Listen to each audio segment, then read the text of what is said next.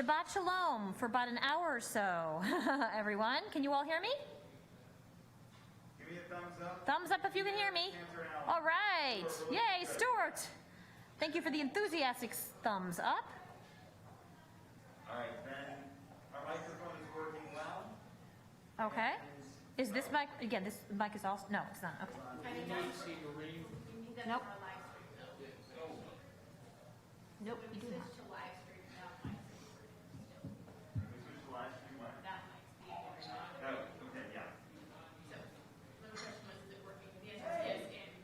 Reverend Daryl, you know something? I know that y'all know that we're getting set up here, but I'm going to put myself on mute because, you know, I don't want to embarrass ourselves too much. Oh, the Queen! Your Royal Highness. All right, so I'm letting more people. All right, so Reverend Daryl, this is your weapon for the evening. And it says that I need permission to share a 4-minute video. Is it the same one? It's a shorter one. So we don't need that one. Okay. Camel passed it. Oh, there we go.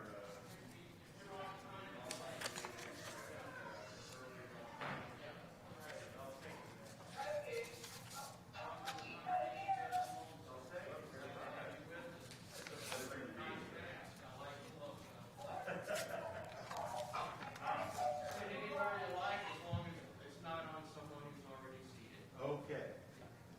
I guess I could. Shabbat Shalom, Mary. How are you? I'm okay. How are you? Back from your sabbatical or whatever? Sabbatical. It was basically a summer of writing sermons and reconstructing my house. Right. How did it work? Literally as of Friday, my kitchen was mostly finished. So I'm literally taking the boxes that I still have from you and unpacking my kitchen after 2 months, June, July, August, almost 3 months of being in the house. Yeah, we finally have a kitchen now, and we've been, yeah, it's been a hard summer. I mean, it's been great. I mean, look, it's been an exciting summer, but yeah, glad to finally be done. Mm-hmm. Darren, how are you?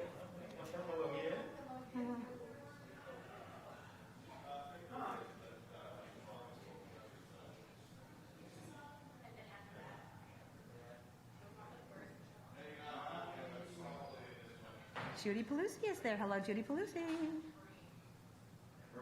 Oh, okay. I was going to say, she's not responding to me. Because people are not going to want to see, well, when you do the presentation, so you basically do the slideshow the whole time, right? And then we get to the point where they got Yeah. Here's the thing is, at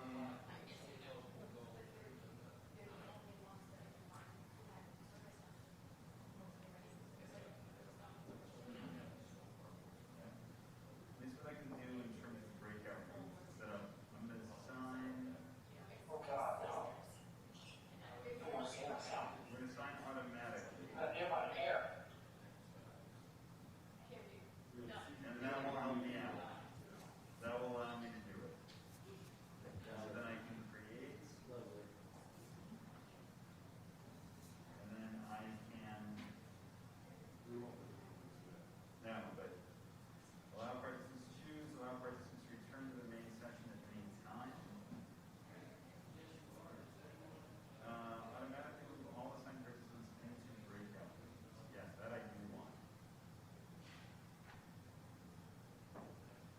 How long are the breakout rooms going to be? Each one is a little different. Okay. We already have time. Can you give me the list so that I can? Well, yeah. If I know how long it is, then I can. Because unless you want me to say, hey. Why is it so dark in here? Well, I'll announce it to everyone. We'll be in this five. Okay, because I'm going to have to set it up. So. But it should be manageable. I can do that. I can click and close.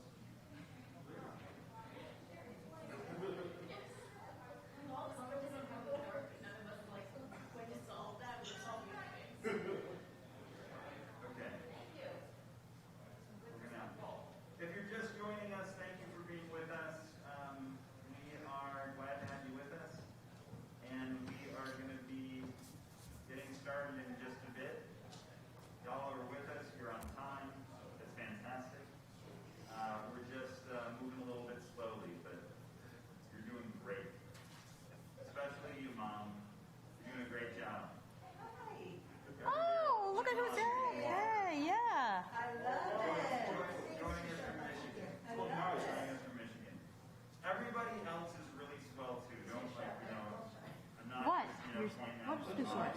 you know, but I kind of have to. Got it flaunted, Ellen.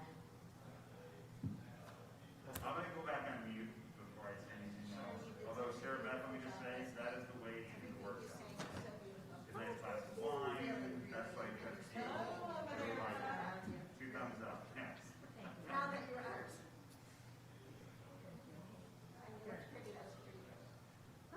So far away? I know, but I sat over here, that way I could step right there, but now I'm on this side, so someone's got to make a change. Gotcha. I'm feeling unloved right now. Also on this side of the Yes, you room. were on this side too. You have an obligation to sit there. You are super blind. I'd be happy to go over there. Actually, Mary, do me a favor, could you get my packet right there? It's kind of hanging out next to Stephanie, yes, right there. And you know, at least cross over to Hamilton. I'm happy to do that. I would appreciate I'll that. even stay on the side. I don't know that. You can, well, here, Larry, you're good. How are you, Ellen? Just say hi. I'll just have I'm good. How are you? It is very good to see you.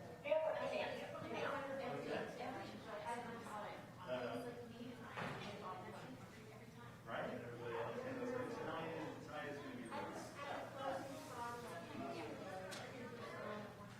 Oh, I wonder what we're getting on. Yeah, Beit Tefillah Yisraelim. They really, I mean, I don't know that they're even meeting right now, but just that idea of Shabbat, Erev Shabbos, the sun's going down at the beach in Tel Aviv. This is just an extra. Yeah. There's two things here. I saved it. Oh, yeah, it's fantastic. Fantastic. Yeah. Thank you. You can sit next to me this evening if you want. You don't have to. I mean, you can sit next to other people and have, you know, like, conversation with other people.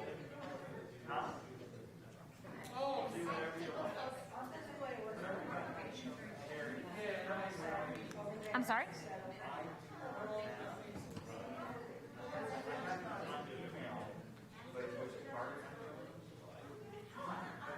I know that I'm doing from one stage to another.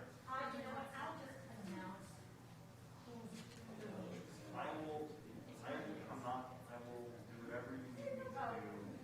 You know that I'll roll with it. I don't have my own sheet right now. That's okay. No problem. So, we're gonna, let me call it breakout rooms. So, we're gonna do breakout rooms. Okay, so, yeah, we've got options, I'll set the time. You're the leading one, Charles. We already have, that's the 6-second countdown, that's good. Actually, I'm gonna do 30, because I think that when people, see it, it's like, oh no, yeah.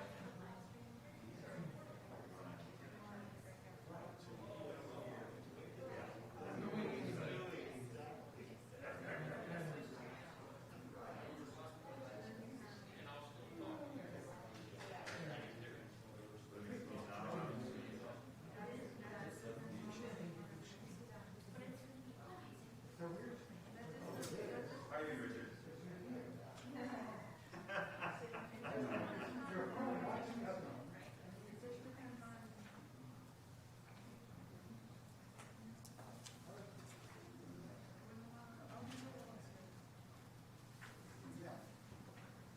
You need a copy of here? Right, how do I do this? I guess I can try to. Do you need this? Well, I will. Oh, okay. But you know what? I can just pour it now. Yeah. Remove it. Not aesthetically pleasing. Oh. Well, I was going to keep this that's here. fine. Is that all right? Put this in the fridge. Want to clear it all? You know what, Stuart, just put it in my office. You can put it first. That way I won't forget to take it. Oh, we have some in our refrigerator. Oh, and I didn't even know what you had, so I just grabbed my own. Synonyms, there we go. So it's a matter of recreating.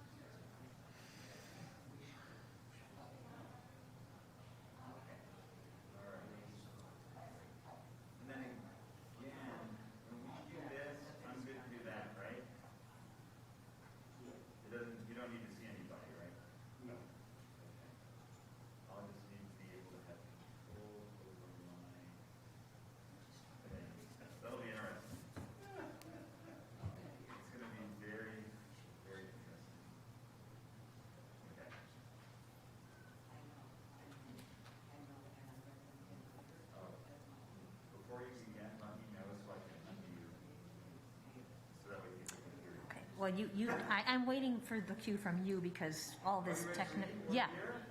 I just didn't know if you were ready to go on the technical I am ready. side. On the technical side, I'm ready.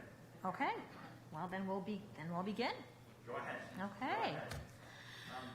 Yeah, let me just, for everybody who's online, I'm going to apologize. You're going to have to just look at me for a little while. Just because we don't have like the extra cameras and stuff. So just bear with me. Actually, you know something here? I'll do it like that. So that way at least it looks a little bit more official and you just don't have to look at me.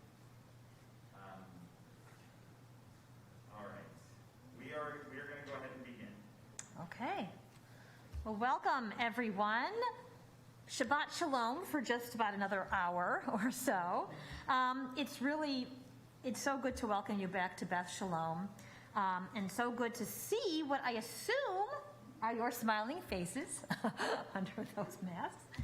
I want to thank my colleagues, Rabbi Brian Zimmerman and Rabbi Charlie Citron Walker, for partnering with us once again to present this wonderful and timely program for Salihot. And of course, thanks to Briairhaven and the Jewish Federation for helping sponsor this event as well. If you've already attended Shabbat services this weekend, then you already know that our Selichot scholar, Reverend Daryl Paul Lobban, serves as Director of Strategic Partnerships for the One America movement. Among his many credits, he has served on the ministerial staff of Marble Collegiate Church in New York City and is the Director of External Relationships for the Massachusetts Council of Churches. Some of you have heard his long list of accomplishments several times this weekend, so I'll just kind of give you some of the highlights. He serves as Senior Fellow for the Dietrich Bonhoeffer Institute in Washington, D.C., and a staff minister for the Mount Olive Baptist Church in Arlington, Virginia. He is also a national spokesperson for Prayers in Action, an ecumenical gun violence prevention group, and the bridge building co-chair for the Partnership for American Democracy. Daryl graduated with an MDiv from the Boston University School of Theology and a BA from Nyack College. But I think what I found the most touching was when I read that the birth of your son recently has further motivated Daryl to bring people to a place of mutual respect and love, which is really the point of this One America movement, and to pretty much dispel all these simmering toxic, what would you call it, the cloud, the toxic gas cloud, right, that really hampers our ability to be able to talk to and relate to, communicate with each other in a place of mutual respect. So, but he wants to bring people to that place of love and respect with an appreciation of each other's cultures and traditions and beliefs. And he has stated, and I quote, "I am filled with renewed hope and purpose to end toxic polarization, racism, sexism, homophobia, and gender-based violence, so that son Elijah and other children can be free to become their best selves," unquote. I think that's something that we can all agree on. So please help me welcome Reverend Daryl Paul Lobban.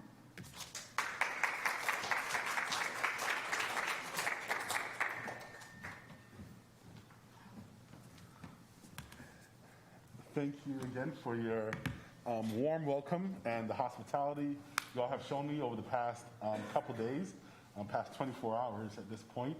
I don't have to give my long spiel. Y'all all know me. I know you somewhat. And we're just going to go straight into our training.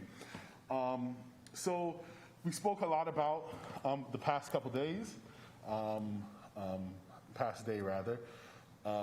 We spoke a little bit about how, kind of want to drill this, that we're not as divided as we would like to, as others would like for us to believe.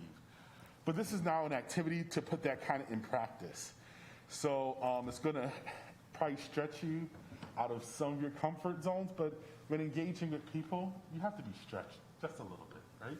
So we're going to do that in practice, and those of you who are watching online in Zoom, you'll be placed in groups to do this with one another.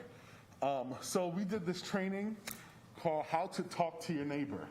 And this is the neighbor who you don't like to talk to most of the time, right? This is the neighbor that you built your proverbial fence, or actually actual fence, to delineate what's my yard and what's your yard. So we put this training together, really using tools from, there it goes, our partners who I mentioned earlier, More in Common, Over Zero, and Beyond Conflict. And we're going to give you a little neuroscience, which is going to inform how we go about the conversation. And then we're just going to go ahead and do it. And it's going to be fun, it's going to be wonderful, and we're going to leave here best friends. Who's in for this? Yes, right?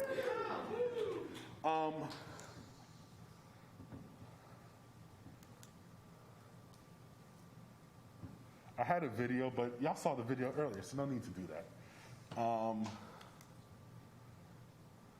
Okay, so actually let's just go to this. Let's meet each other. So for those inside the room, it'll be great if you can find someone who you're not in a family relationship with to have this conversation. You'll try and mix it up a little bit.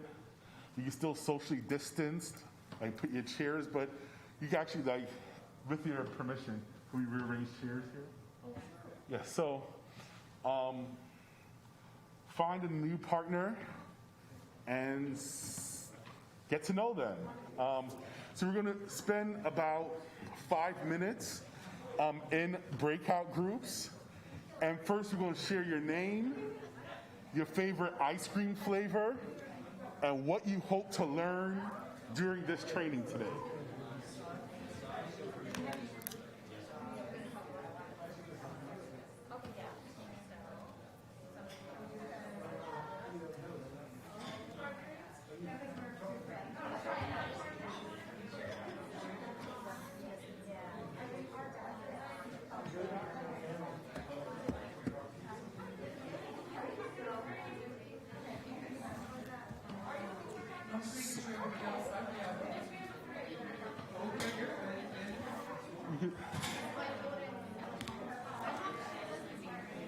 So it's your name, your favorite ice cream flavor, and what you hope to learn.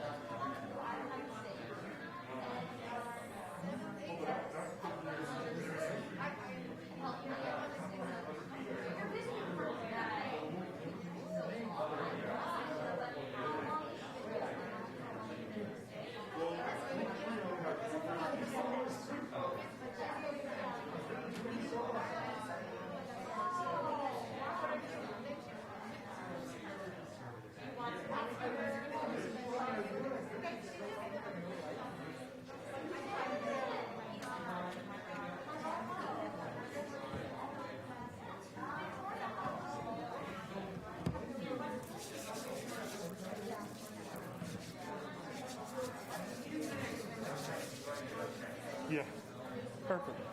Up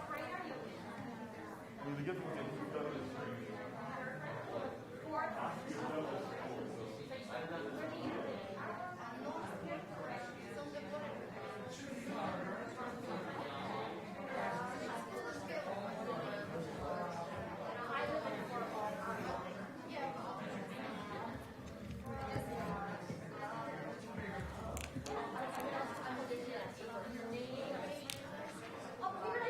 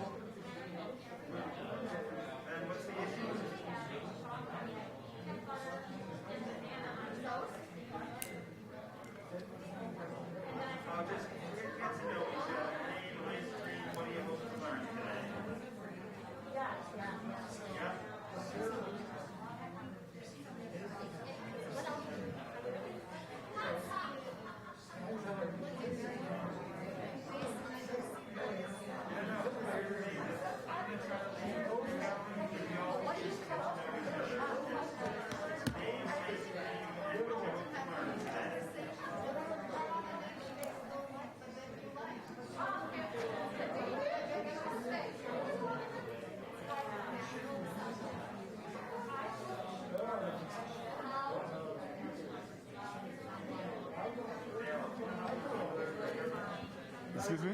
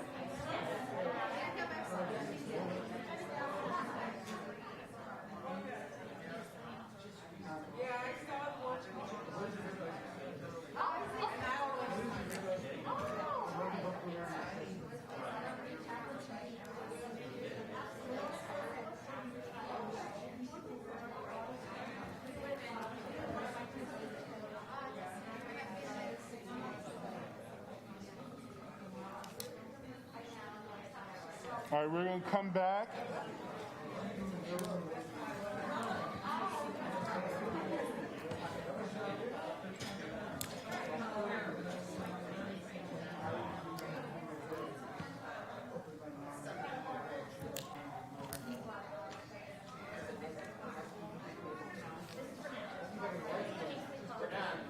You're done? Great. Oh, you're good?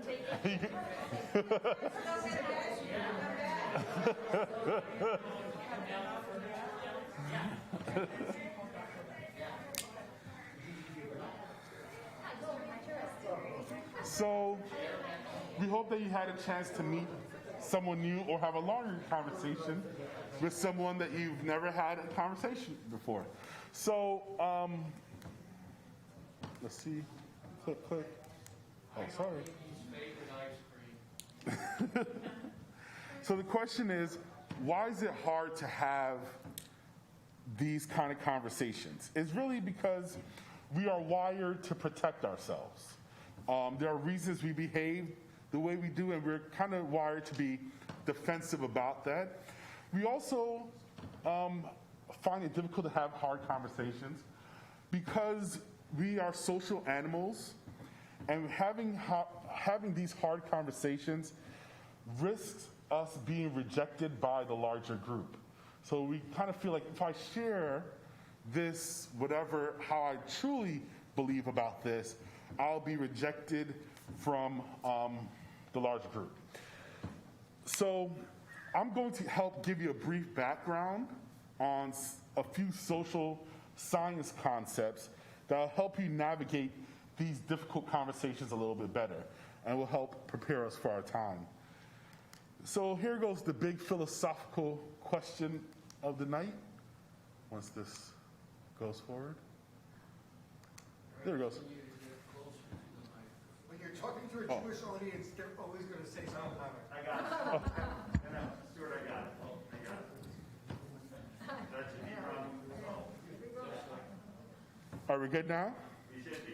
Okay. Here goes the big philosophical question for the night. If you're riding an elephant, who is in control of the journey?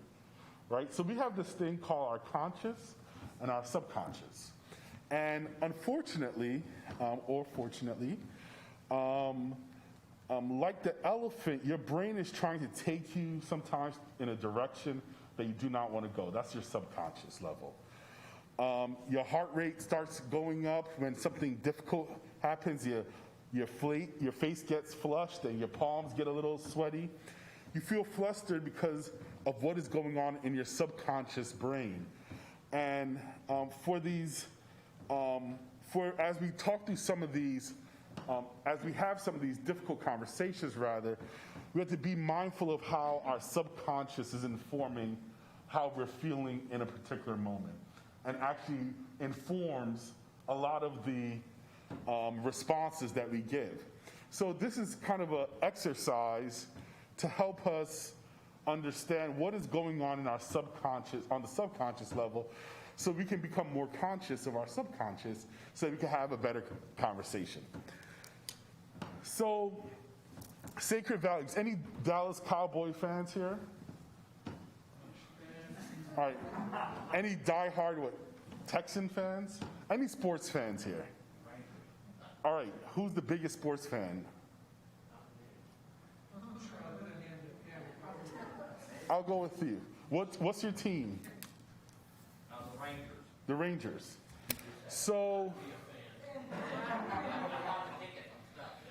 So if I gave you $5, would you go on national TV and burn all Rangers gear and denounce the Rangers? Probably not. If I gave you $500, would you do it? No. If I gave you $10,000, would you go ahead and do that? No. No? What if I said, here goes $1 million. I'm Jeff Bezos, and I have $1 million. Would you do it?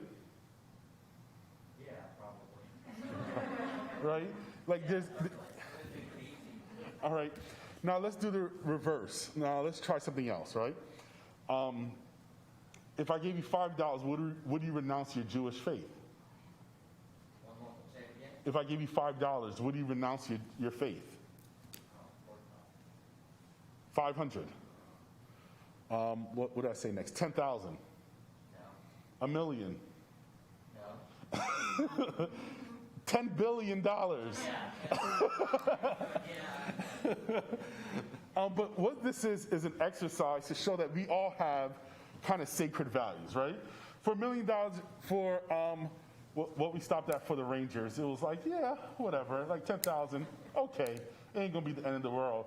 But for your faith, you're like, it's gonna take a lot for me to compromise on this sacred value that we have. So we all enter into these conversations. We all enter into these conversations having some sacred values. So that's one neuroscience concept. Whew. I think.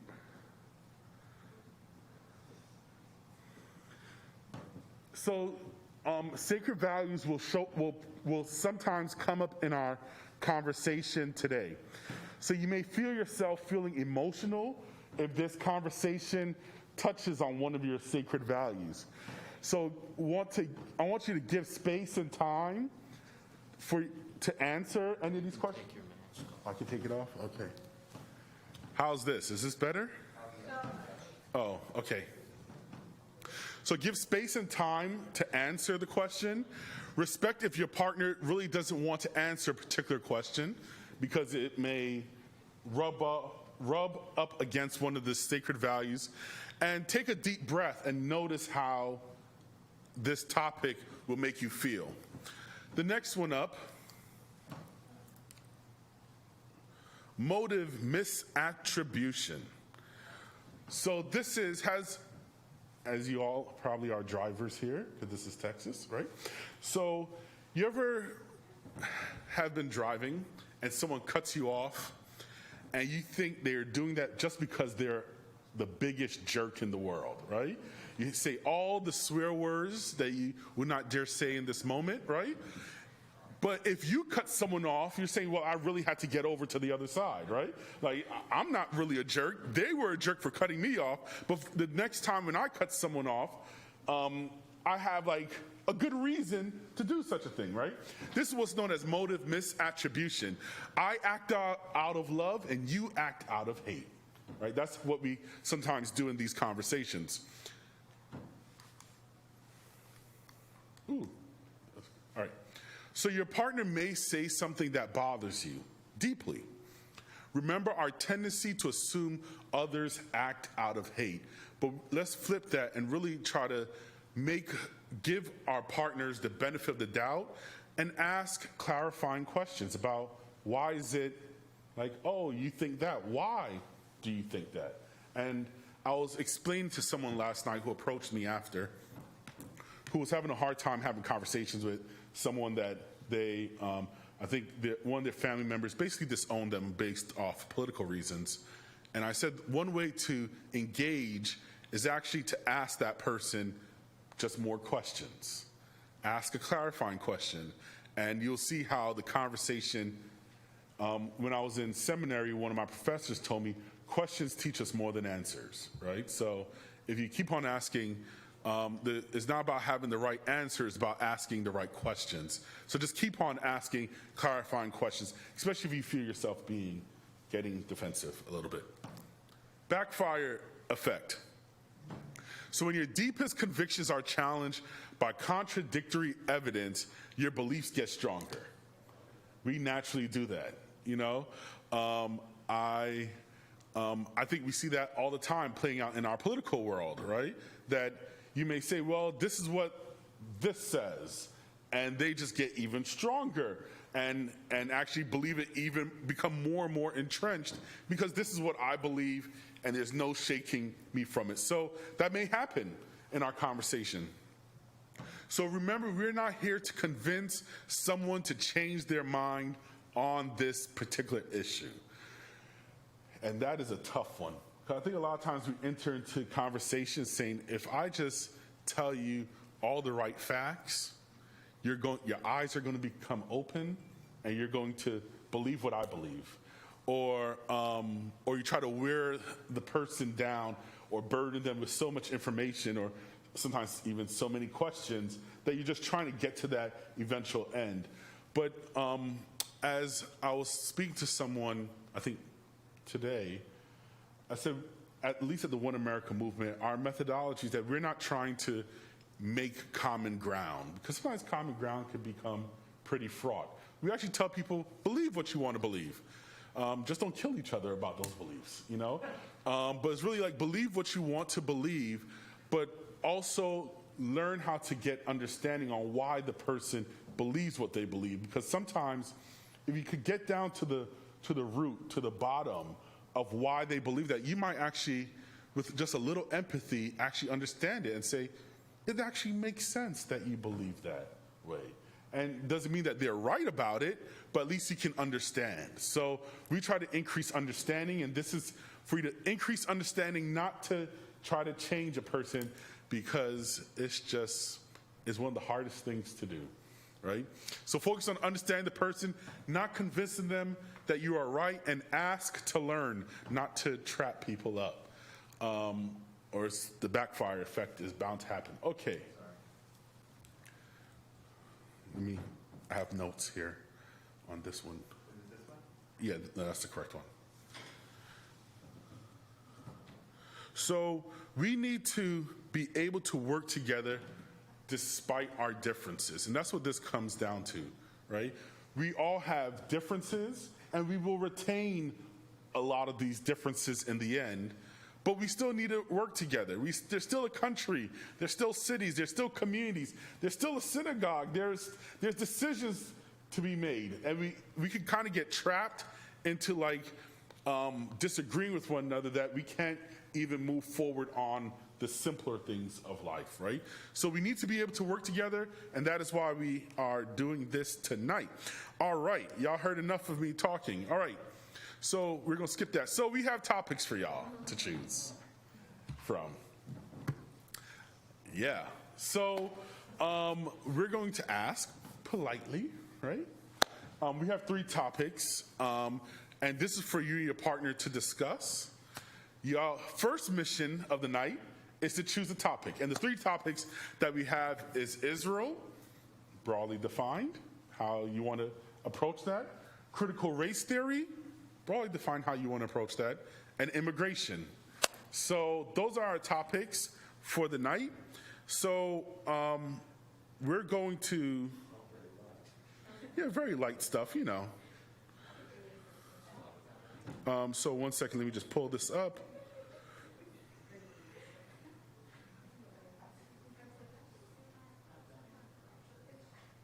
Okay. All right, so this is how this is going to work.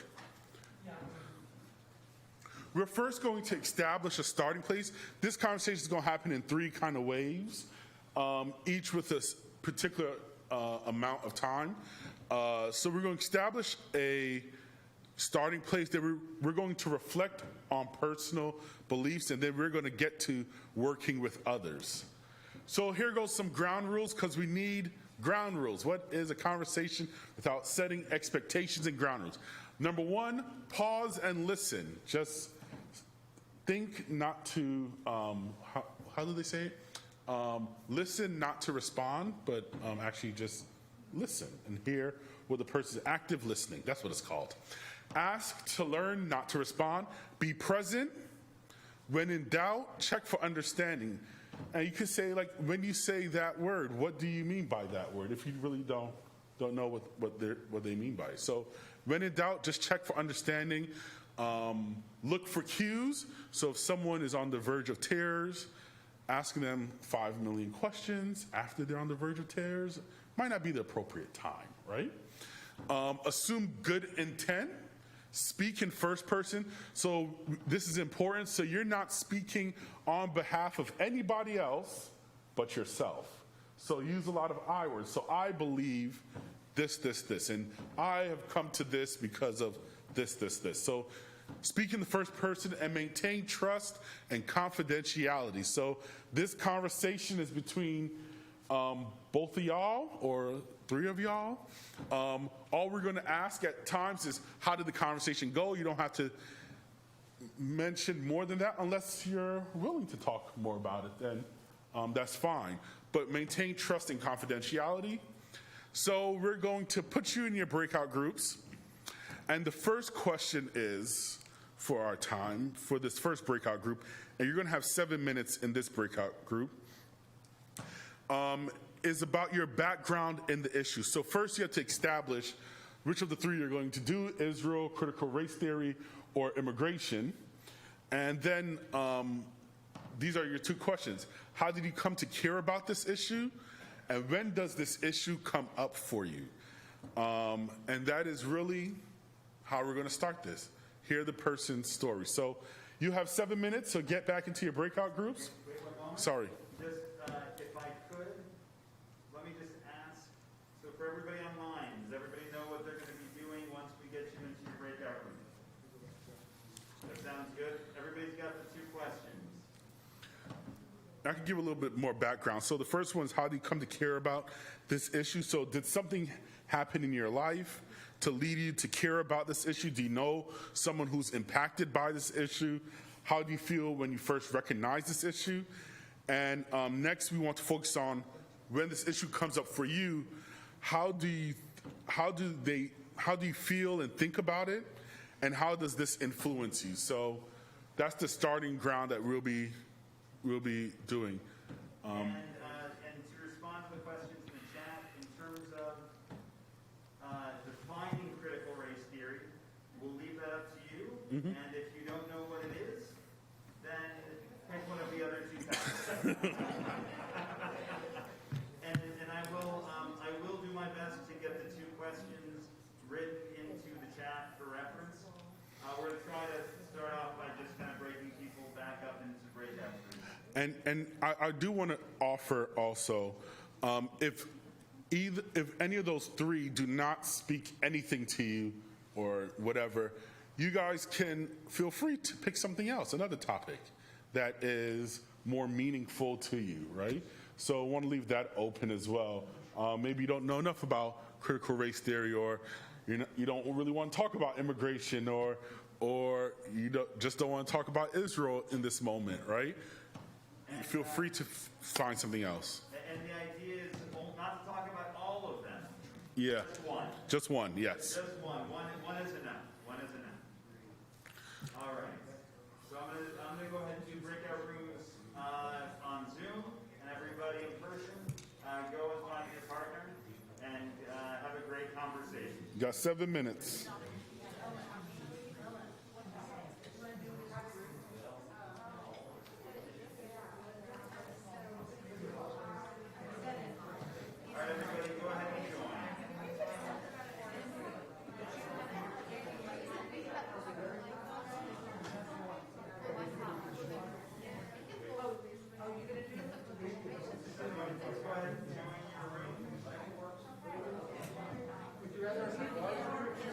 No, the same two that you started off with.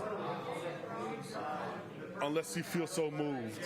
Letter J, if you can please join your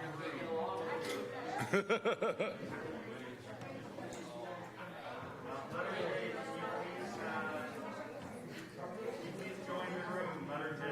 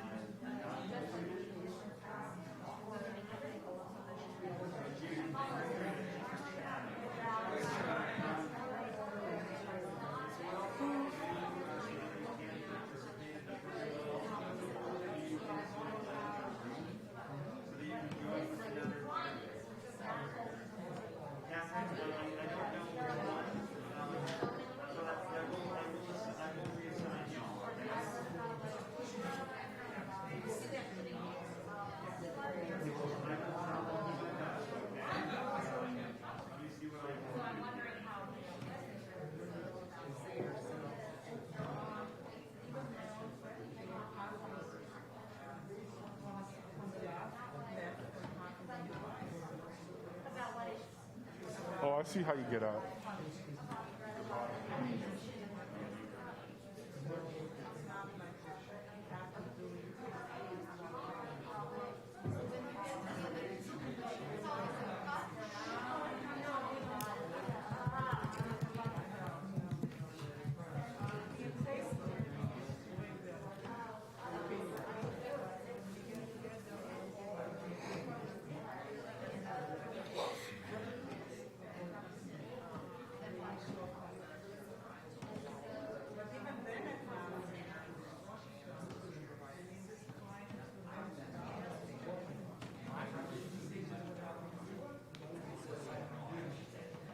Three-minute warning.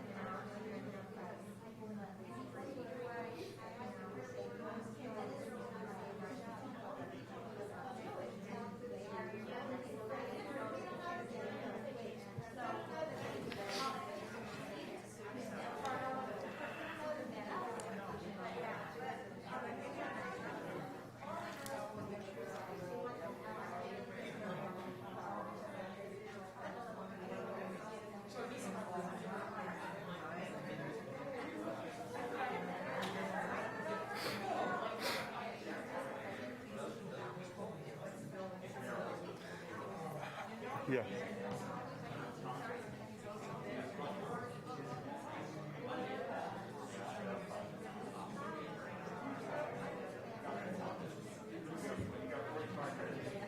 All right. Well, we have 2 more sessions that are going to be 10 minutes each. So I guess it's 20 more minutes.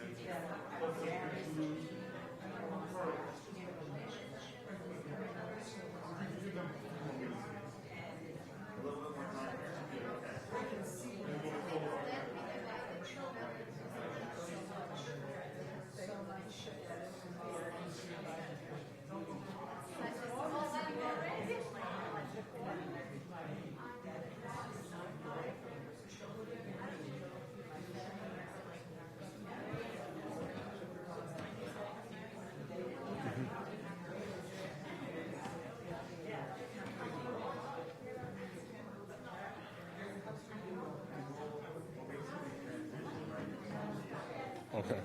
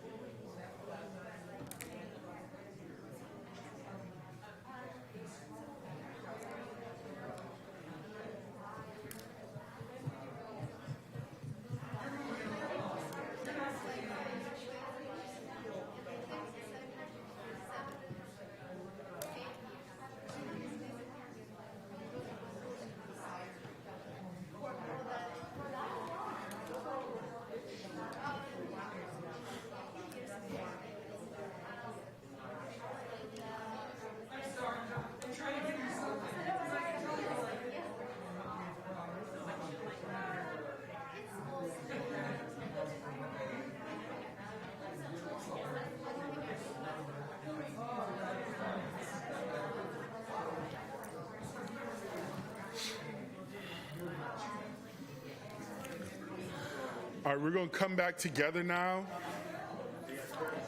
Okay.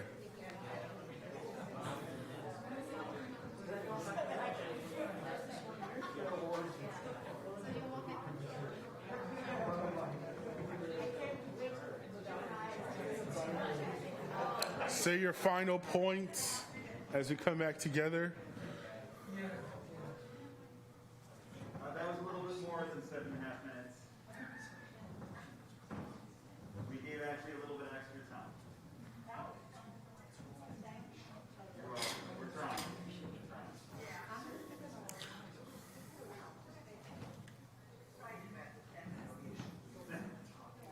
That's a good thing. So did anyone hear an unexpected story as you were sharing? No? No? Not yet? Oh, we'll get there. Say again? Unexpected details during the Unexpected details. Yeah, great. Great. So we're going to move to the next. Oh, sorry. So we're going to now reflect on personal beliefs around why we believe the things we believe. So this series of questions helps us to reflect on why we believe what we believe so we can gain a better understanding of our partners and our own beliefs and ideas.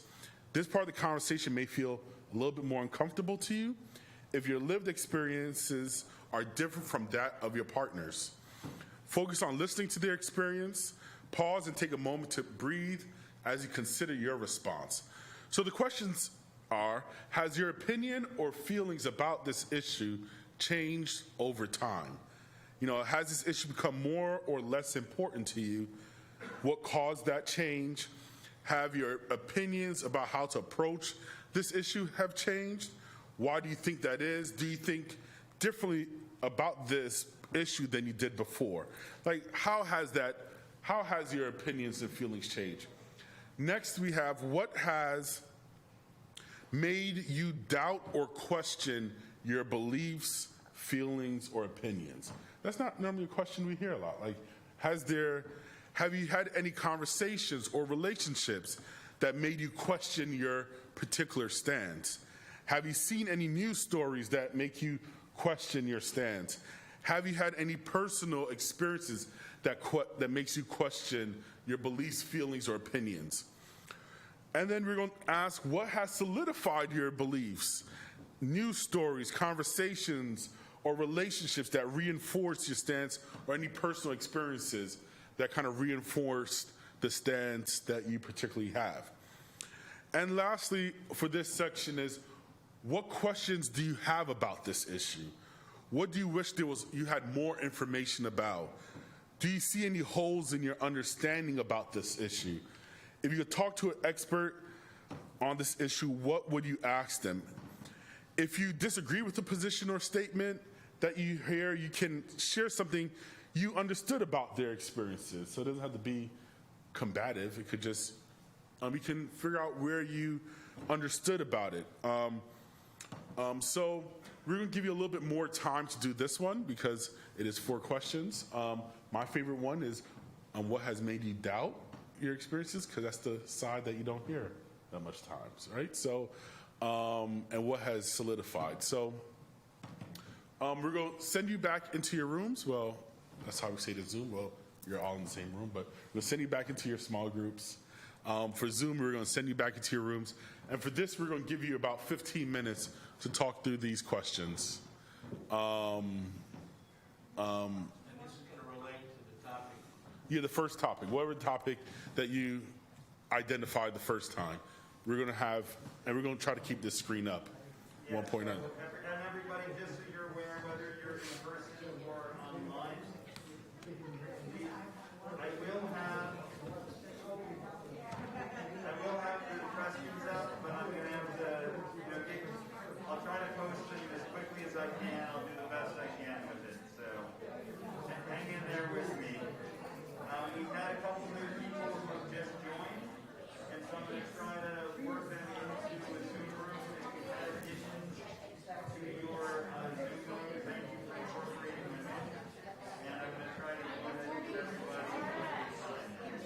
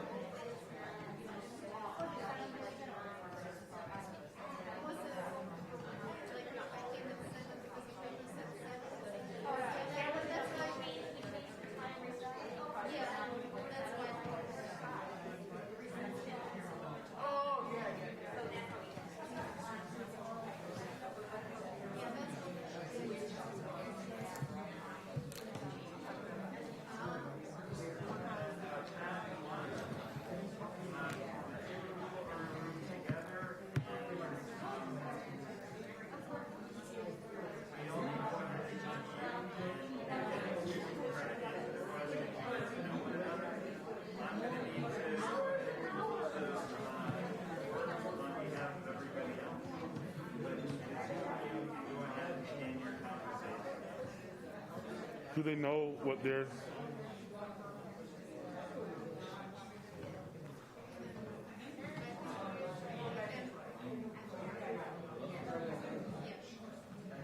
Oh, so, Charlie.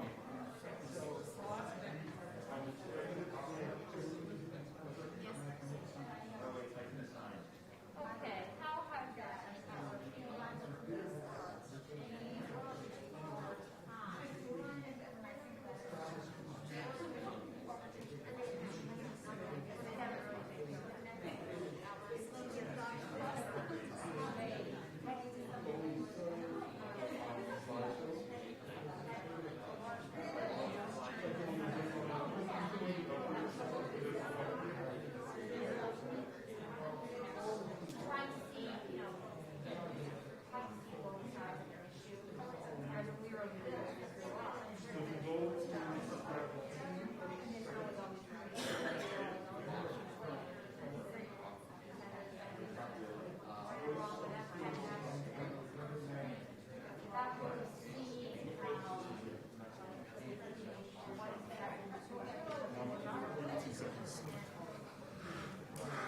I just saw it's in slide number 16. So that one, you can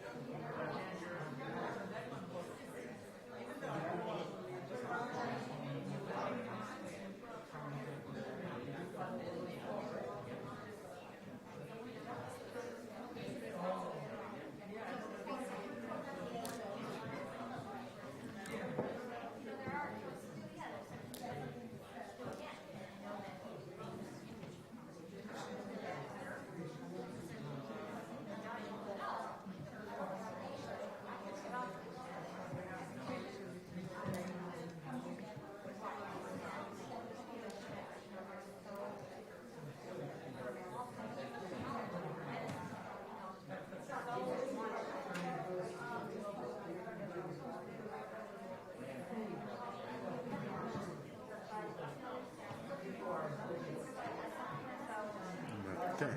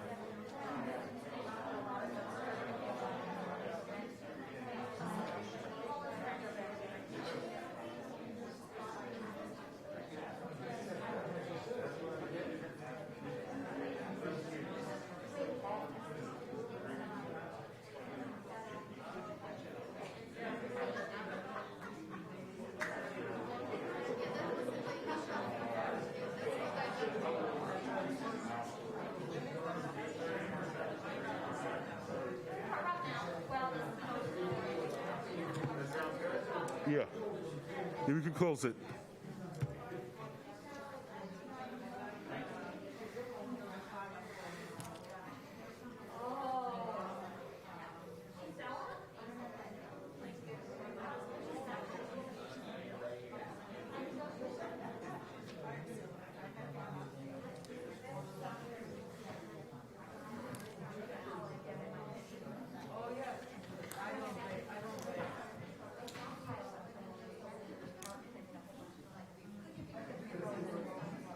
All right, we're coming back in.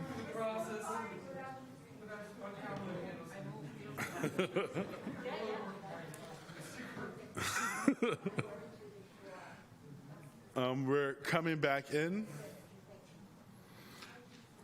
So now we're going to discuss in this working with others.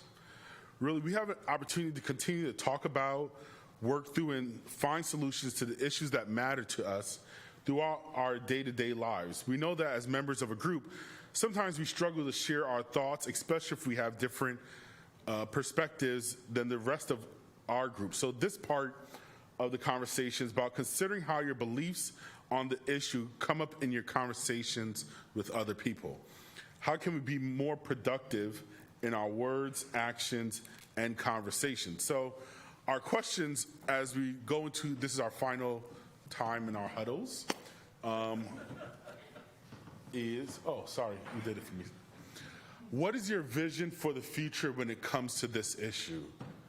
And next, how would you change the conversation about the issue? So what is your vision for the future? If you could change anything about how our country deals with this issue, what would our country look like if it weren't an issue? What would you like to say to people who are personally affected by whichever issue that you picked up? Also, about how would you change the conversation around this issue? If you can change the public debate about this issue from a yes, no question into something different, what would it be? Instead of asking, should we allow puppies or cats in our town? The real question that you might ask is, how should our town engage with animals, right? What aspects of this issue do you wish could be discussed and aren't? So what is your vision of the future, and how would you change the conversation? Because it's just two questions, we're going to give you just 7 minutes because we have a hard stop. So you have 7 minutes. Your vision and how we change the conversation, then we're going to debrief a little bit.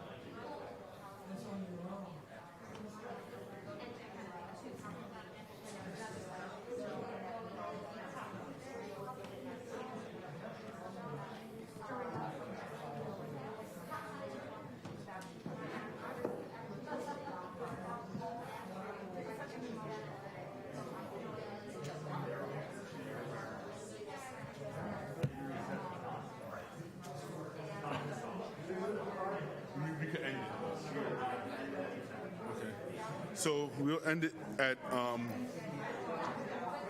8:48.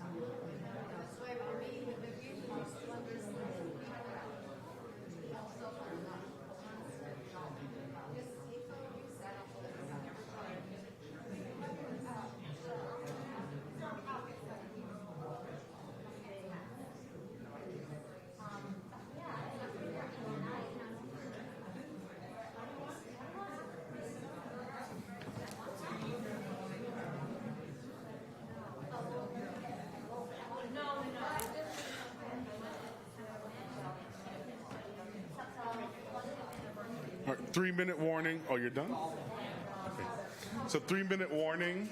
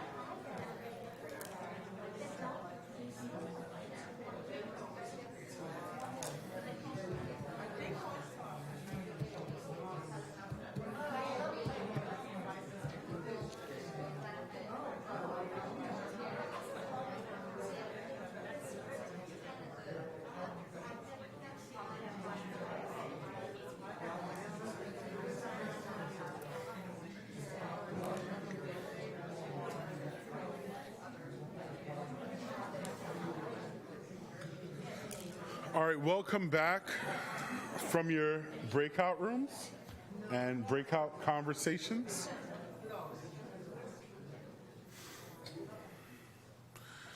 So now that we had the meat of our discussions, how did that feel for you all? I seen mostly like smiles on most of y'all faces.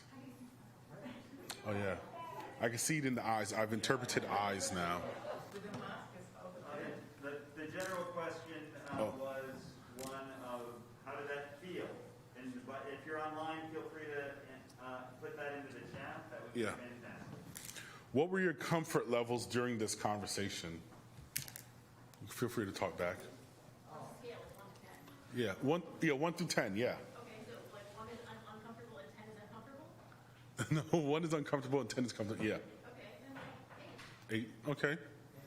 We were very comfortable. I think that even though we came at the question from a little different perspective, the result was the same. The end result. Anyone else want to share about their experience? Even we have different opinions, but we're comfortable. Oh, great, great.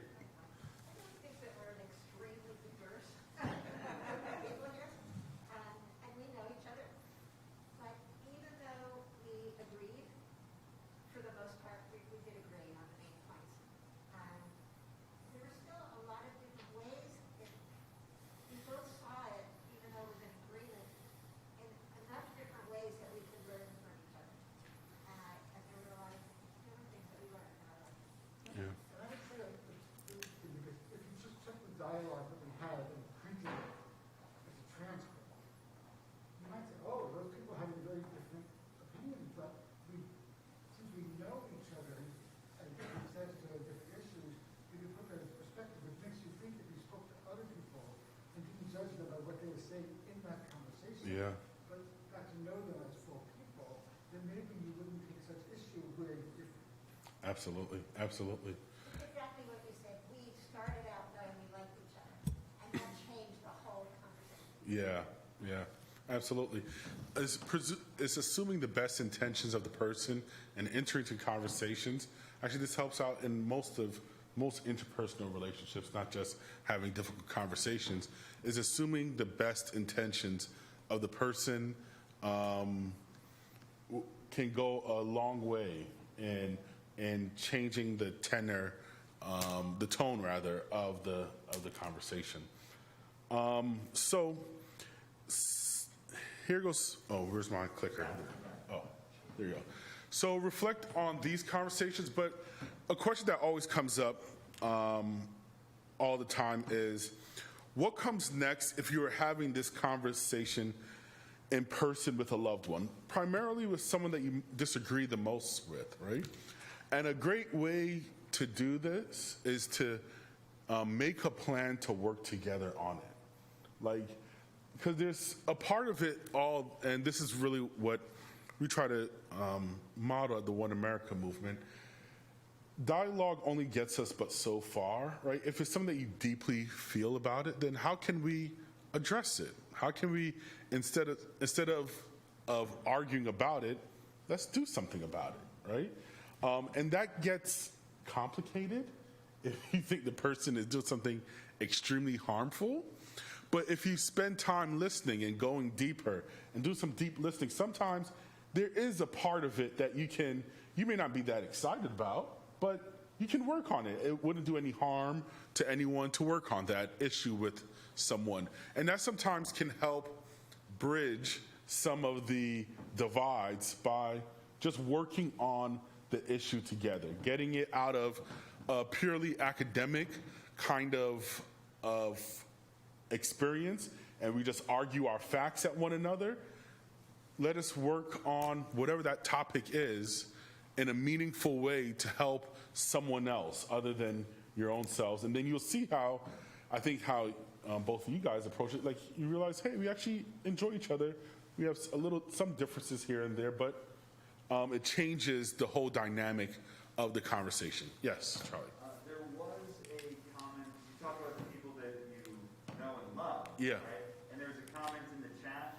A few people mentioned that it was nice to have the conversation, but it would be nicer to try to have the conversation with somebody that they didn't know, somebody Yeah. that they thought would be the polar opposite, right? And still try to have that structured framework, right, where Yeah. you could build a sense of trust where trust didn't necessarily exist.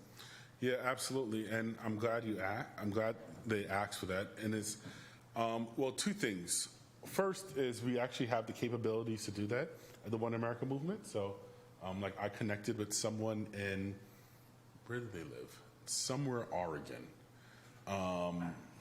It wasn't Portland, but it was just somewhere Oregon. Like, on paper, we would not have anything to agree on. There's like a pre-survey, and we specifically matched folks together in that kind of round. So you can, and honestly, at the end of it all, it kind of proves kind of the false polarization point. By the time we get to the end, we were just like, yes, we agree, yes. Eventually, we were just like, yeah, we agree. It was just, on paper, if you saw us, we wouldn't agree, but when we actually started having conversations, we realized how much closer we were, and we were just different in the nuances, right? Another resource I want to recommend, how does one lay the framework for a conversation like this with another that's not of your mindset? That's a great question. Well, I think we put it in the chat, but we have like these questions that you can invite the person, and actually I learned this from marriage therapy, right? You actually invite the person to a conversation, and then you have the conversation saying, these are our ground rules. I really care about you and want to talk to you about this.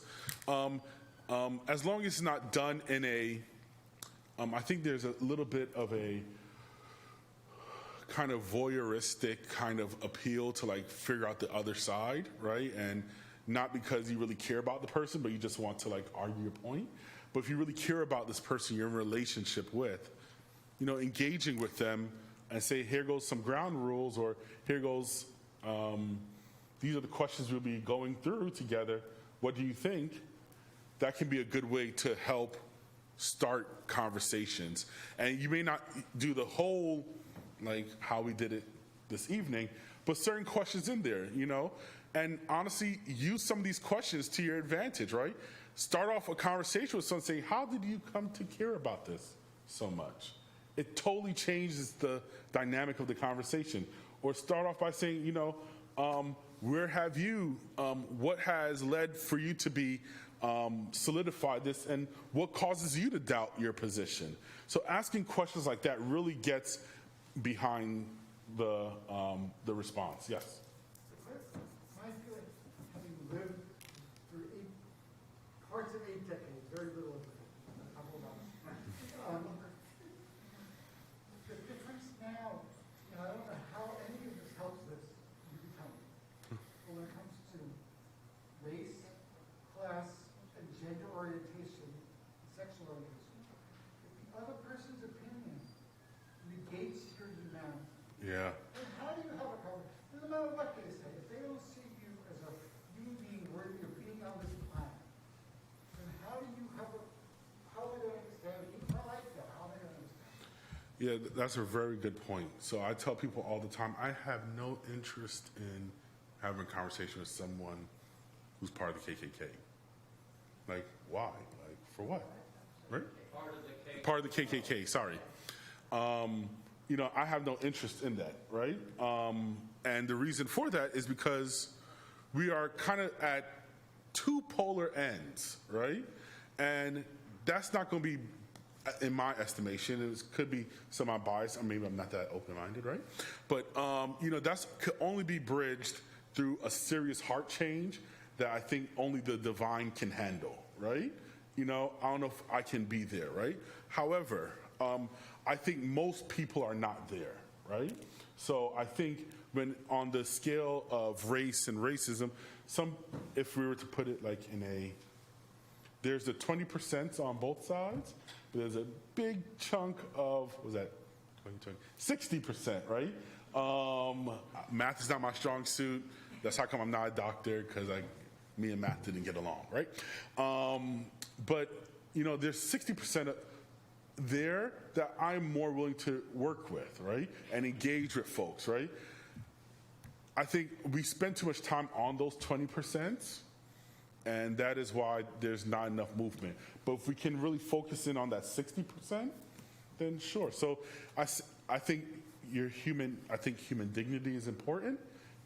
If you're denying my dignity, there's a difference from having deeply held beliefs, I think, that are informed by religion, could be informed by other things that can be worked through and sorted out, and versus hate and bigotry, right?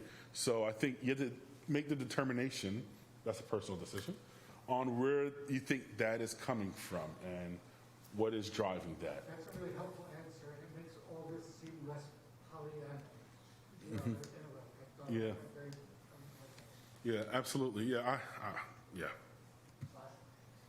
Sign up for the newsletters and the information from your organization, because they give you a lot of information background to this. Yeah. A lot deeper and some excellent courses. Yeah, it is 9 o'clock, and we have to keep on going. So I do want to plug one thing. There it goes. There you go. All right. So this guide is available if you go to oneamericamovement.org.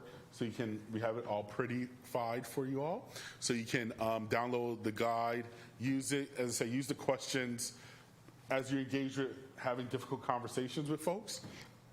Also, we have this great workshop coming up. It's probably on our website. Can't give you the exact name. It's called Inconceivable: Navigating Truth in a Mixed Up World. Like, you don't know what to believe, where to believe, and who to believe. This helps you get through it all. That is all. Thank you for this time together. And if you have any more questions, please feel free to email me or we can email anyone on the staff. For a small team. It will get around to us one way or another. So thank you. And if I can just give a message to everyone who's on Zoom, there is a live stream, a Beth-El live stream. It was in the registration for this event. Thank you so much. Thank you. We are going to be closing the Zoom room now so that we can make the transition to our Havdalah and Selichot service. Thank you all for being with us. And again, a lot of great information on oneamericanmovement.org. And feel free to follow up with your clergy or your congregation with any further interest. Thank you all for being here tonight and throughout the weekend.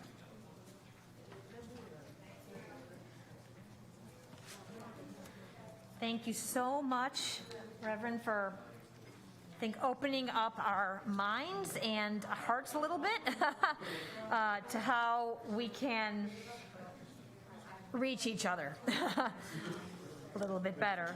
Appreciate it, and wish we had more time to even do some role playing. That would be great. I'm really into role playing, and to see how it happens and how you would, okay, we stop right there, what if you said that? That kind of thing. That would be great. So that's what got me thinking about that too, because it's hard. It's hard. We're going to transition now into Havdalah, ending the Sabbath. Yes, before we do our Selichot service. All right.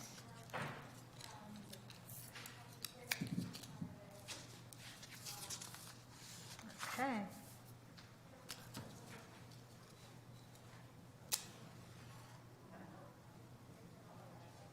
Hine el Yeshuati avtach v'lo efchad ki ozi v'zimrati Adonai v'hili Yeshua Ushavtem mein bisason mi meinei ha-Yeshua Adonai ha-Yeshua amcha v'kartecha selah Adonai tzivot imani miskavalanu Elohei Yaakov selah Adonai tzivot ashrei adam boteach bach Adonai haushia ha-melech ha'neneviyam koreinu la Yehudim haita ora v'simcha v'sason v'kar la Yehudim haita ora V'simcha v'sason v'kar ken tihyeh lanu kos yeshuot esa u'v'shem Adonai yakara Baruch atah Adonai Eloheinu melech ha'olam borei Briairhaven Baruch atah Adonai Eloheinu melech ha'olam borei minei v'samim. I guess I have to pretend to smell this.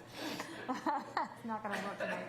Baruch atah Adonai Eloheinu melech ha'olam borei meirei ha'esh Baruch atah Adonai Eloheinu melech ha'olam hamavdil bein kodesh l'chol bein or l'choshek b'Yisrael la'amim ben yom hashvi l'sheshet mimaseh Baruch atah Adonai hamavdil bein kodesh l'chol hamavdil bein kodesh l'chol totenu himchol Zareinu v'chaspenu yerbei kachol v'cha kochavim b'layla Shavua tov, Shavua tov, Shavua tov, Shavua tov, Shavua tov, Shavua tov, Shavua tov, Shavua tov, a good week, a week of peace.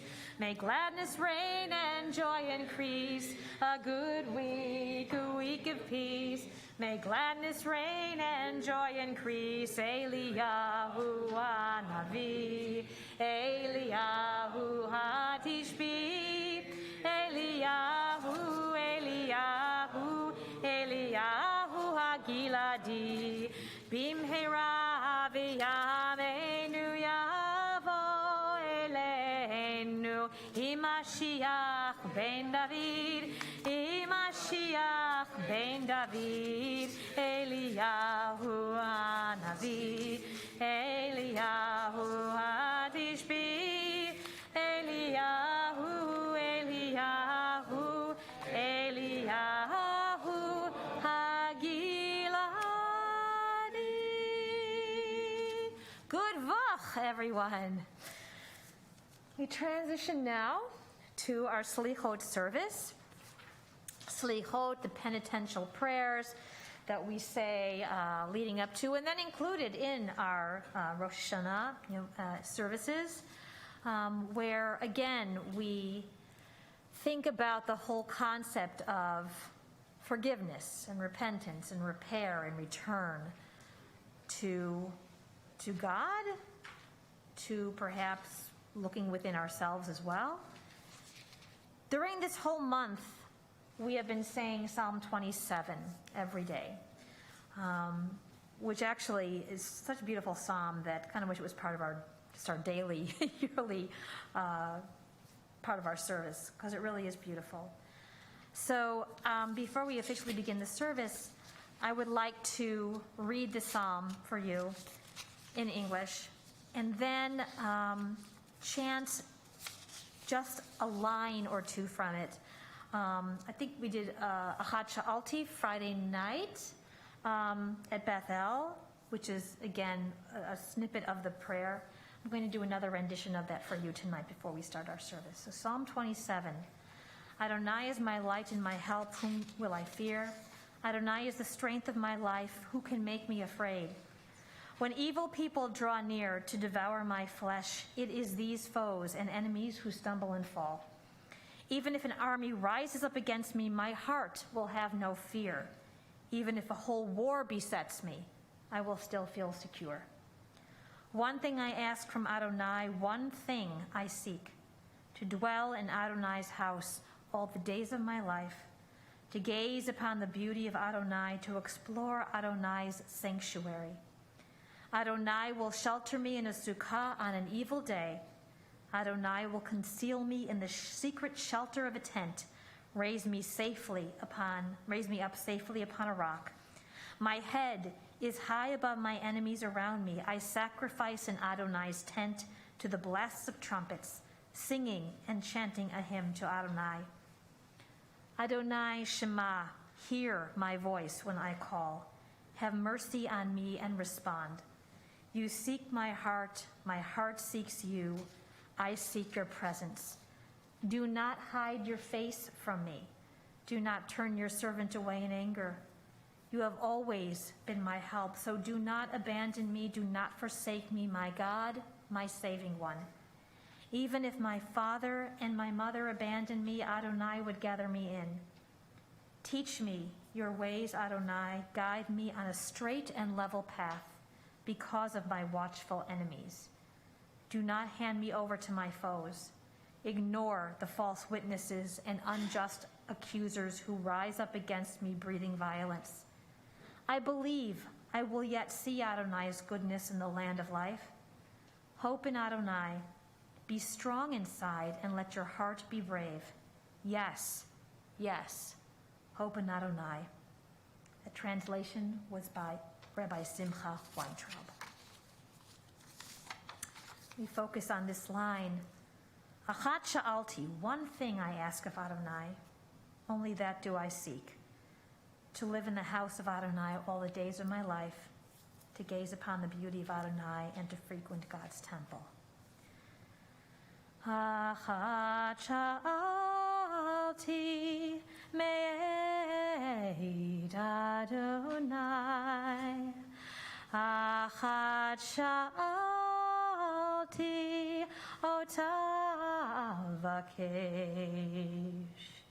Shivti, shivti, beved Adonai.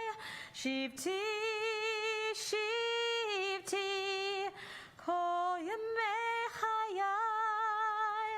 Lachazot b'noam Adonai.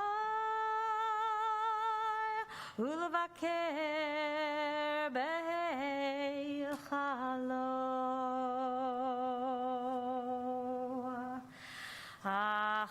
sha'alti beveit Adonai. Achad sha'alti otam vakesh. I'd like to call Rabbi Brian Zimmerman to lead us the first part of our service. In your booklets, you can find it on page 1, the season of our return.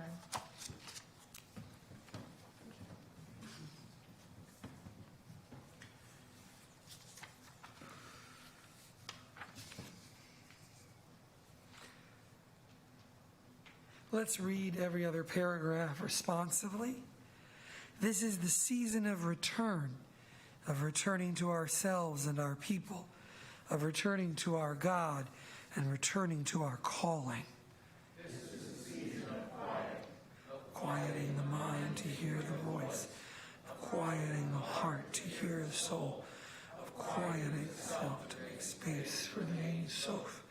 This is the season of surrender, of surrendering fear and despair to hope and adventure, of surrendering odd quirks and old habits to dignity and kindness, and to honor and to service. This is the season of returning to wholeness and love, to prayer and charity, to family and friends. This is the season that reminds us of who we are and who we might become. The season that summons us to return our days to purpose and our lives to God's holy word. Hashivenu, Hashivenu, Adonai Elecha, Venashuva,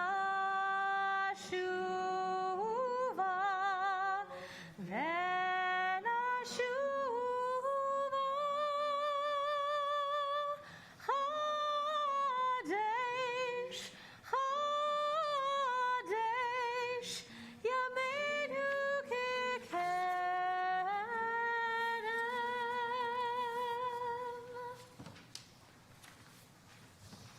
Responsively, the greatest sin is not to see the miracle of each new day or to fill our days with hope and love. The greatest sin is not to see the miracle of each new breath, or to fill each breath with joy and service. The roots of sin are hatred and idle hands. The roots of holiness are love and work. God, wisdom, grant me the ability to see the flow of miracles around me in awe and wonder, so that I become a vessel of your glory and an instrument of your holy name. Then I will rejoice, rededicating my life to you with prayer and with deeds of loving kindness. Shomer, Shomer Yisrael, Shemor She'erit Yisrael. Shomer, Shomer Yisrael, Shemor She'erit Yisrael. V'al Yovad, V'al Yovad Yisrael, V'al Yovad, V'al Yovad Yisrael, HaOmrim, HaOmrim, HaOmrim Shema Yisrael. Shomer, Shomer Goy Echad, Shemor She'erit Am Echad. Shomer, Shomer Goy Echad, Shemor She'erit Am Echad. V'al Yovad, V'al Yovad Goy Echad, V'al Yovad, V'al Yovad Goy Echad, Ham Yachadim, Shimcha, Adonai Eloheinu, Adonai Echad.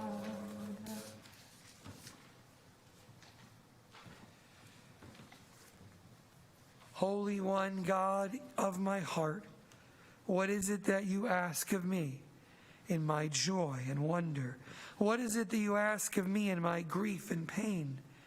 What is it that you ask of me in my vitality and strength? What is it that you ask of me in my weakness and decline?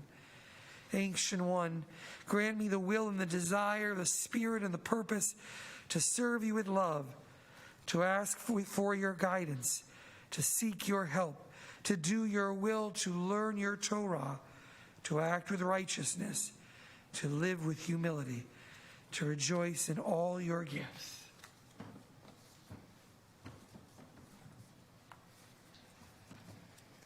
Ki anu amecha v'ata malkeinu,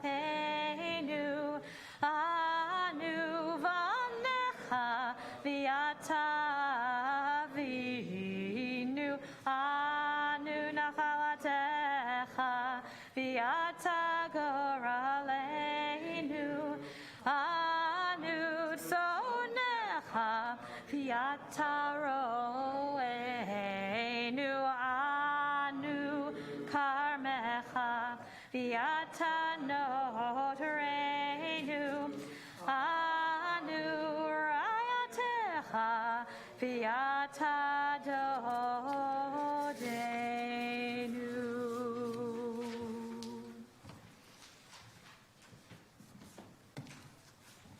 Page 4, responsively.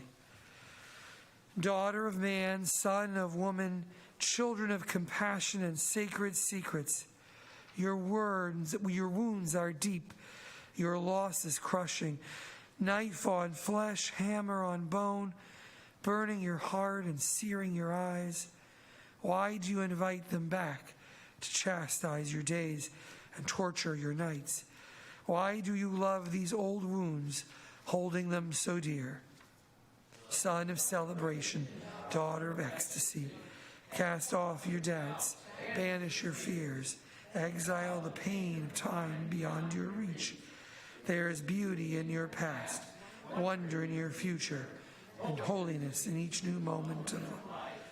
Come, you children of God, you witnesses of suffering and grace. Lift your head from your hands, raise your voices in song, lift your lives in service. Rekindle the light of compassion and love. Then your lives will become a blessing, a well of hope, a river of consolation, a fountain of peace. So are you, God of forgiveness, renew our lives, purpose.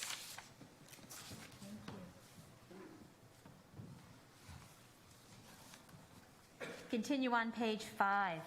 If you're able, please rise. Adonai, Adonai, El Rachum Vechanun, Erech Apayim, V'Rav Chesed V'Emet, Notzer Chesed La'alafim, Nosei Avon V'Fesha, V'Chata'a V'Nakeh. You may be seated. Rabbi Sitchin-Malka continues. This I confess to myself. I have taken my transgressions with me, carrying them year by year into my hours and days, my lapses of conscience and indiscretion with words, my petty judgments and my vanity, clinging to grief and fear, anger and shame, clinging to excuses and to old habits. I've felt the light of heaven, signs and wonders in my own life, and still will not surrender to holiness and light.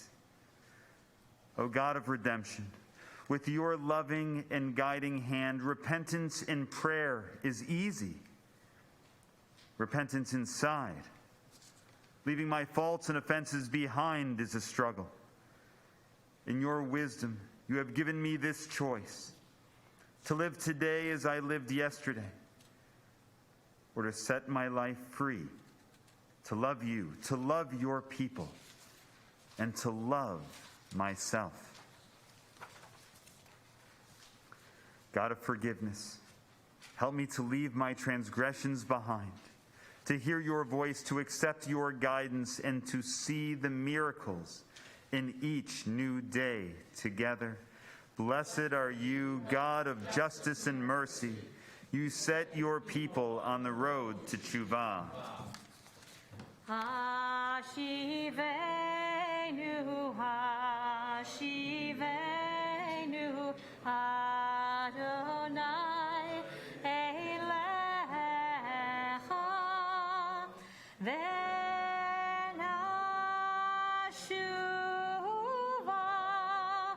Venashuva,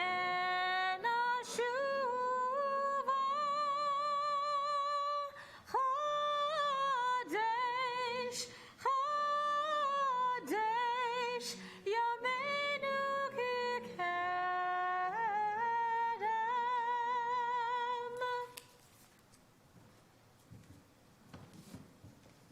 Responsively.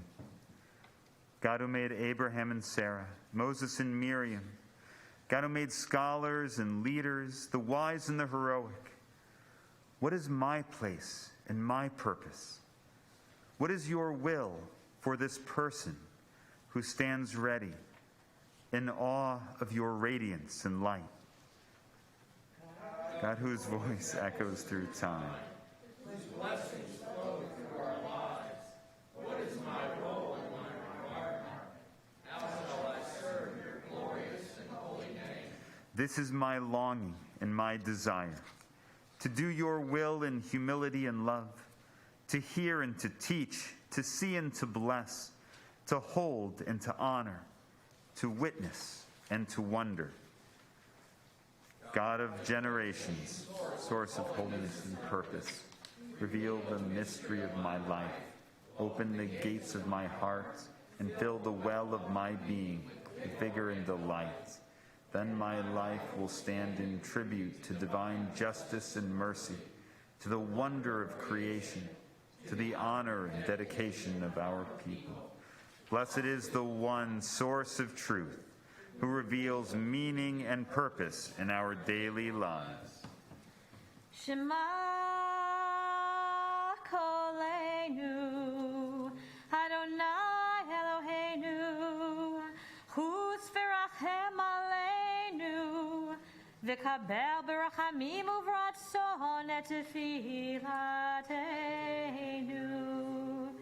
Hashivenu Adonai lecha v'nashuva, Chadesh yameinu kekedem.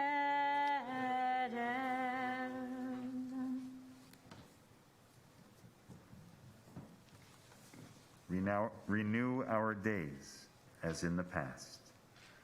Together, God of realms above and realms below, of justice and mercy, grant me the understanding that my mistakes are teachers and guides, pointing me in the direction of my best self, leading me toward a path of righteousness, a path of charity, a path of love.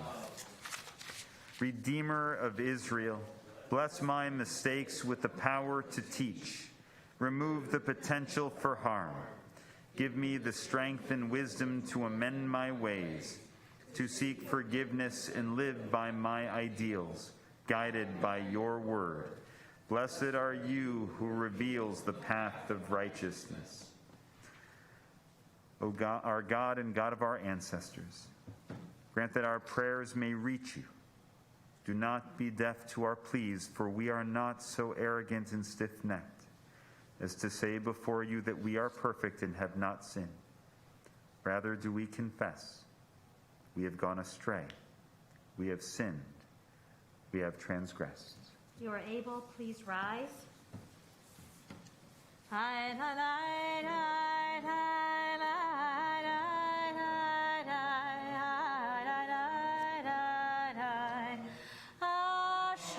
Ashamanu, Bagadnu,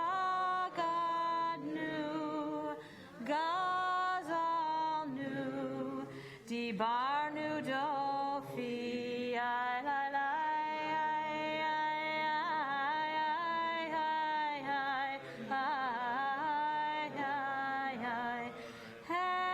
Hevinu, Vehirshanu,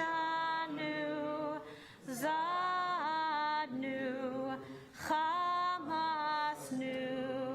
Tafalnu, Sheker,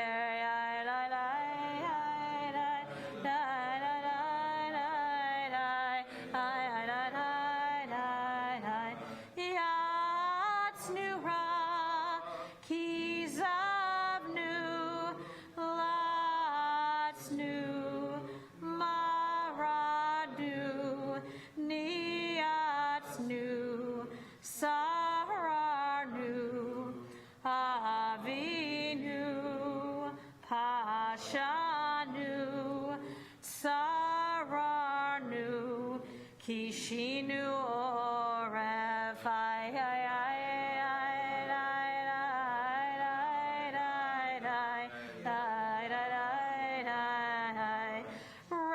Rashanu, Shihatnu, Tiabnu, Tainu, Titanu. May it be your will, eternal God of all generations, to pardon all our sins, to forgive all our wrongdoings, and to blot out all our transgressions. We remain standing for the Alchet. We'll start by, we'll do this again responsibly. I'll do the Hebrew, sing the Hebrew, and then responsively with the English too.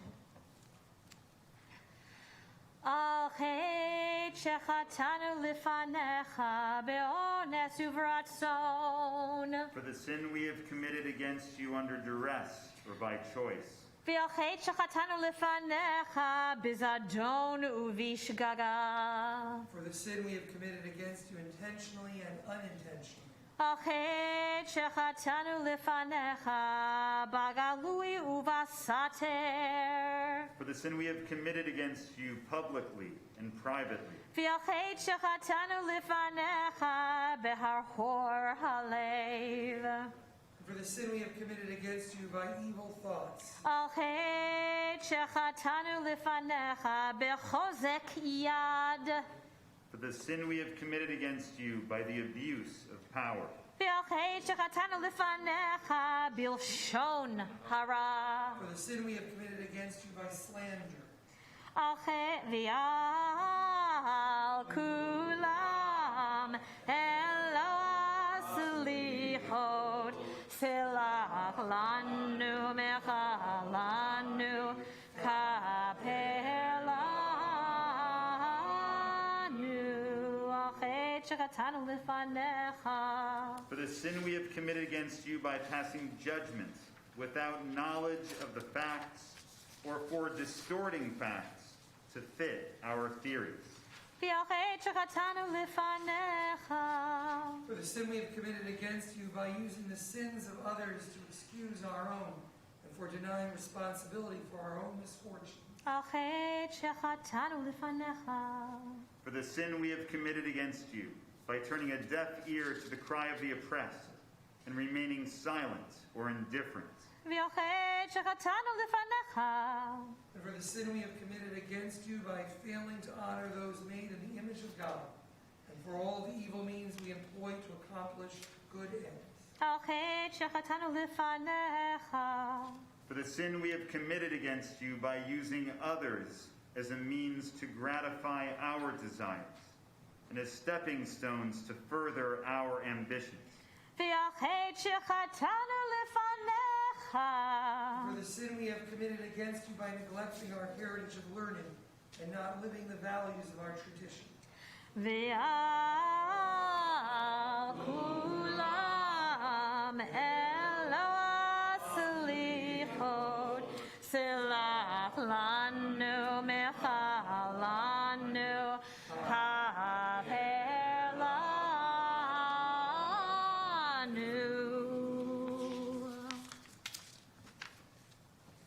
Maybe see. Yeah.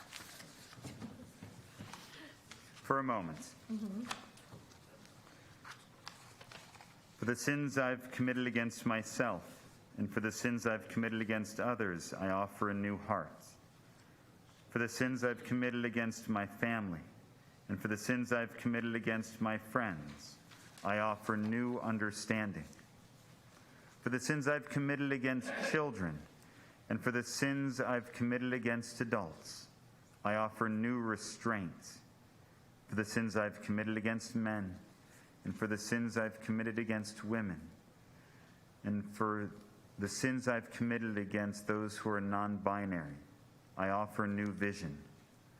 For the sins I've committed against neighbors, and for the sins I've committed against strangers, I offer new insight. For the sins I've committed against the powerful, and for the sins I've committed against the weak, I offer new wisdom.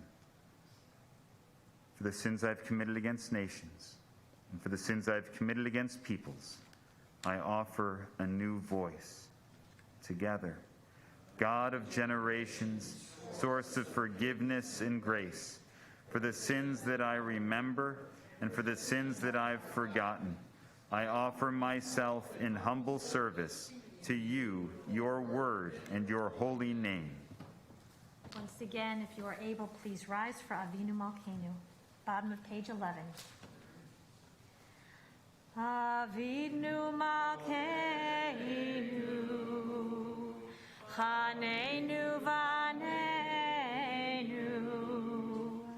Avinu Malkeinu, Chaneinu Vaneinu, Ki ein banu maasim,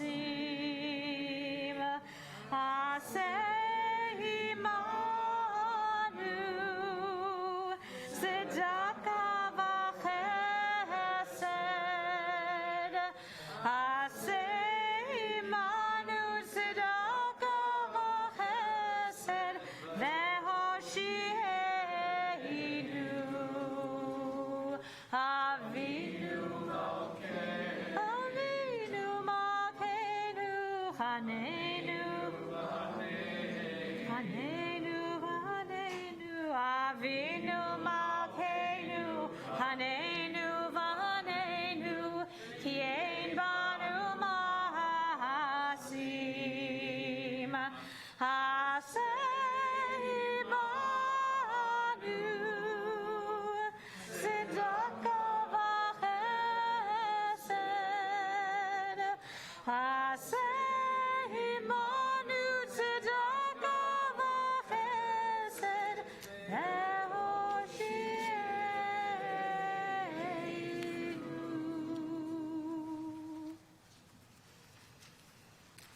You may be seated.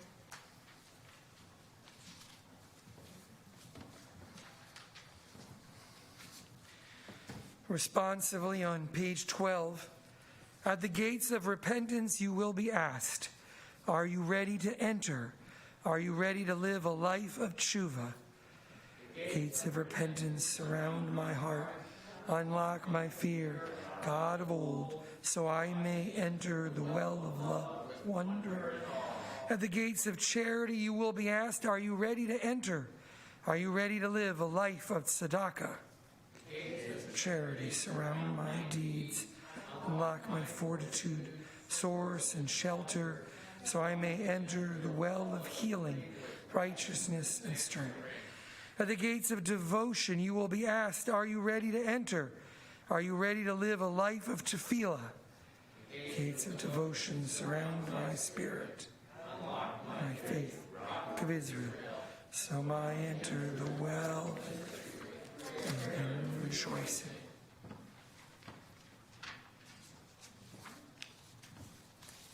One more time, we joined together for Hashivenu on the top of page 13. Hashivenu, Hashivenu, Adonai Eilecha, Venashuva,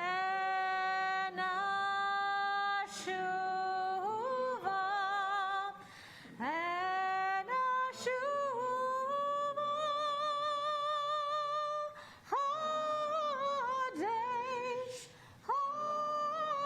Hadesh, Yameinu Kekedem.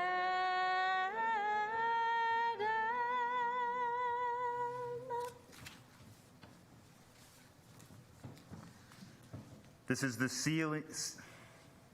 This is not the ceiling. This is the season of healing our hearts and minds, of healing the moments we share with each other and the moments we share with ourselves. This is the season of memory, of remembering our parents and grandparents, the love of generations, the holiness of our ancestors. This is the season of stillness, the season of silence and quiet, of deep breaths, of open eyes, of compassion and consolation. This is the season of healing, the season of grief turning to wonder, of loss turning toward hope, the season that binds this year to the next, the season that frees this year from the next, the season that heralds the redemption of spirit and our return to God's holy word. Ask you all to either rise in body or spirit as Puck Glass will blow the shofar for us. Oh, you can, yeah, that's fine. Either way.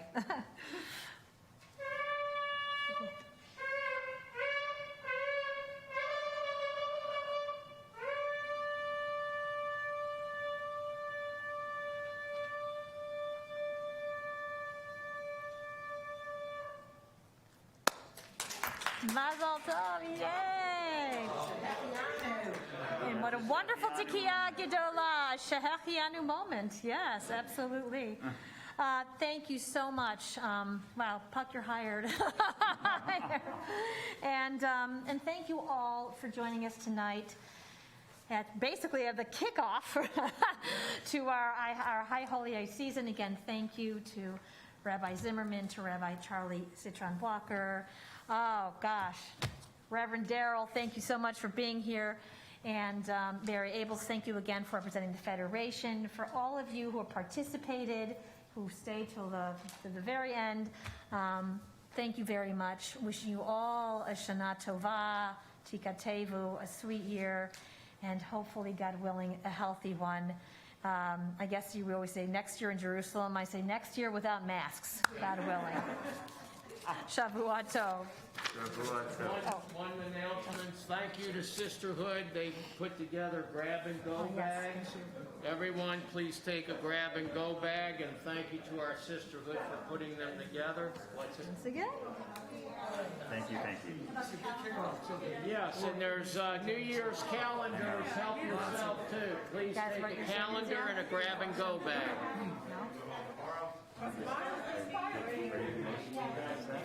What? Are you mostly set? I am set for the service. And we created an abbreviated Rosh Hashanah service based on Rachel Barron-Black's High Holiday service, the Velveteen Rabbi, you know? Yeah.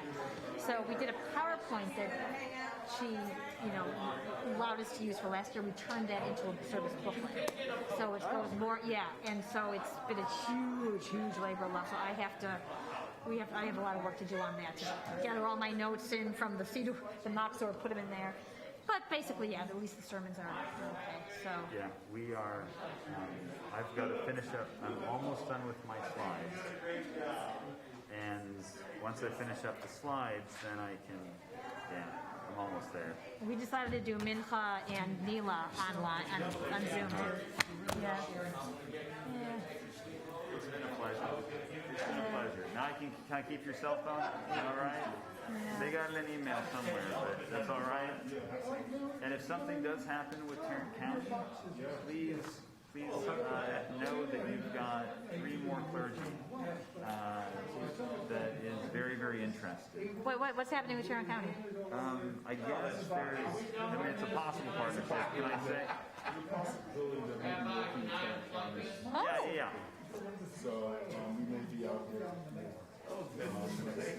Oh, that's great. There's a mega church out in Keller, Northwood. And so they, I guess, have approached One American independently. Oh, and wow. There's also, we'll also check in and see if with the Piece Together group that we have in Northeast Tarrant, that's another possibility. So there's a few options and opportunities. Obviously, we want to do something all together with the county, but there's yeah. I mean, I know that we really appreciated it. And one of the things that he said to it was the whole idea, because just thinking about Richard's question also, the whole idea is not, again, for the vast majority of people, is not to necessarily be able to agree, because we're going to disagree. It's to be able to not hate each other. Yeah. Right? It's to be able to talk to each other, to understand each other. It's not to reach consensus. We're not going to agree on all of the things that divide us. but we should be able to have a conversation. That works for me. To introduce our families to We'll one see you another, soon. and to know that the person who stands before me is not evil. Yeah. Unlike how we often talk about. I mean, that was a really important point that I wish could have been stressed even more, but I know it was part of our conversation at dinner tonight, and I knew that you'd appreciate hearing that. Because we're not, like, we're going to disagree. We're going to continue to disagree. Even if we understand each other, we're going to disagree. Right. Right. But it has to. There has to be a willingness on both sides to listen to it. Because if you're having a conversation with someone, for example, last year, someone who just said racism doesn't exist in this country anymore, and that was the end of the you cannot continue. There are some. I mean, at what point? That was my question. At what point do you say, okay, we can't have? We're done. We can't.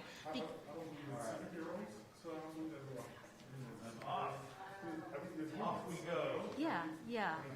Well, See you on Russian Monday.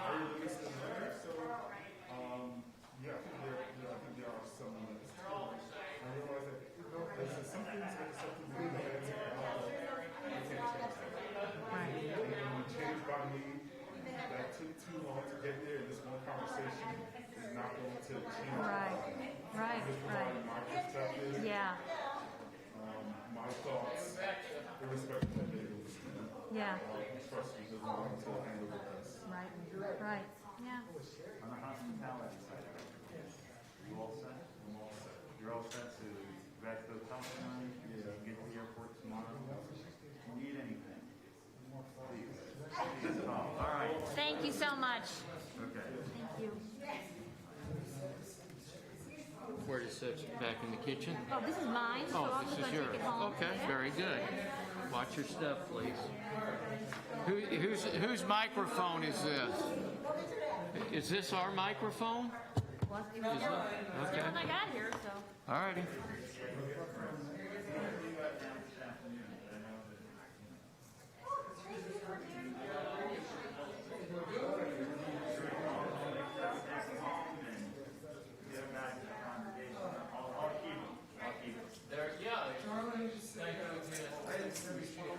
I know you're, when I see mine, like, oh,